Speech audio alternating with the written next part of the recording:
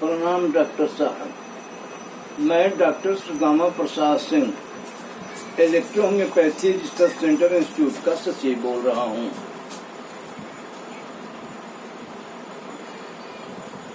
लालन की नहीं बोरियां, हंसन की नहीं पात, सिंहन के लहेड़े नहीं साधु न चले जमात। यह एक बहुत बड़ी अच्छी कविता है, पद है। इसमें बताया गया है कि जो सज्जन होते हैं उनकी भीड़ नहीं होती है।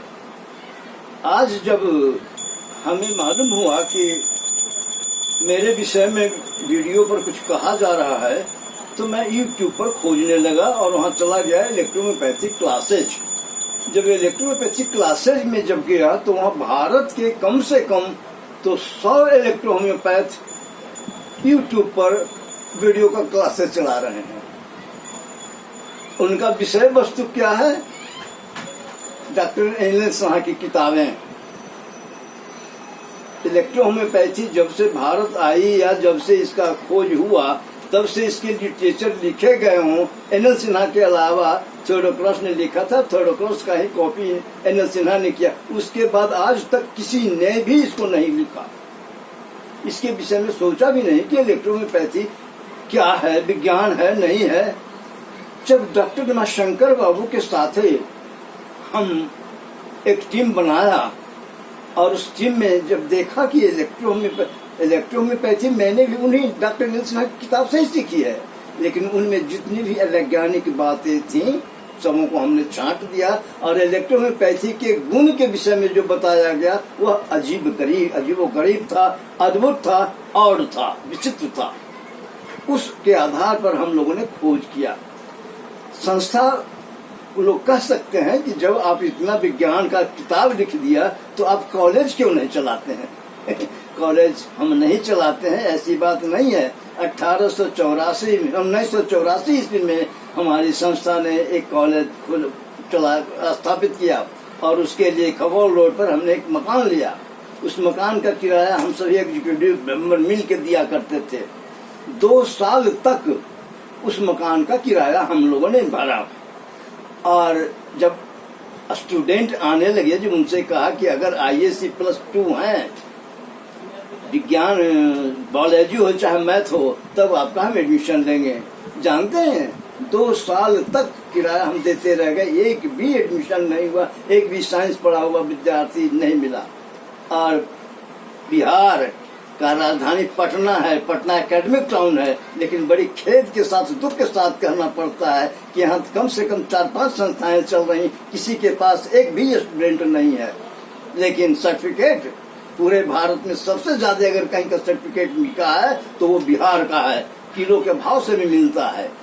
अब भला बता, उनका एक ही उद्देश्य है कि अधिक से अधिक सर्टिफिकेट बेचो। जो सर्टिफिकेट खरीद के लेगा उसको कुछ तो कुछ दवाई खरीदेगा। एक्चुअली इलेक्ट्रोहोम्योपैथी पूर्ण रूप से बिजनेस बन गया है, लेकिन विज्ञान में बिजनेस नहीं चलता है। विज्ञान सच्चाई खोजता है, तर्क खोजता है। मैं आपको बताता हूँ कि इलेक्ट्रोहोम्योपैथिक दवाई बनाने का फार्मूला भारत में क्या है। हाँ है, अगर आपको जानना है तो फादर मुलर की लिखी हुई किताब है, फादर मुलर सिद्धौषध मार्गदर्शिका, उसको आप खरीदिए।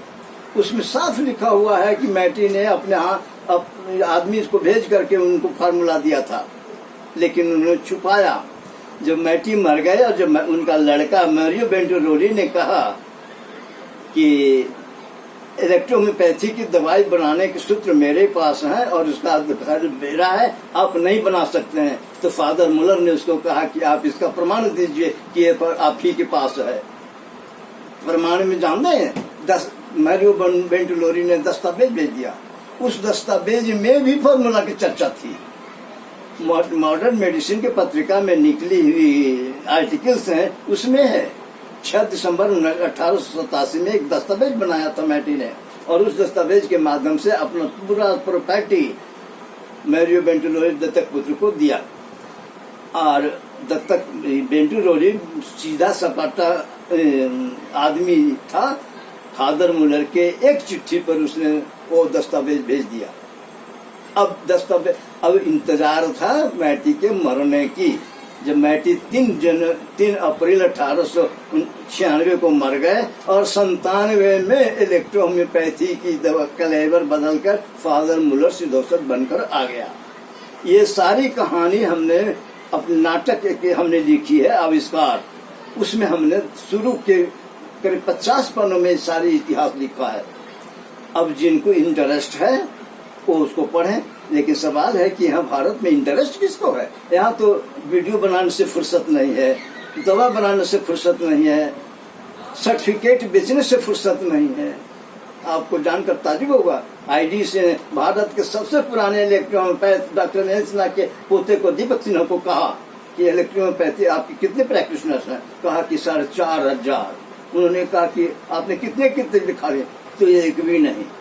जब इतने दिनों से आप हैं, दवा कहाँ से लाते हैं? तो जर्मनी से। बीजक दिखाइए तो नहीं है। अब भला बताइए, इतनी झूठ की एक सीमा होती है, एक सरहद होती है, उस सरहद के बाद झूठ पकड़ी ही जाएगी।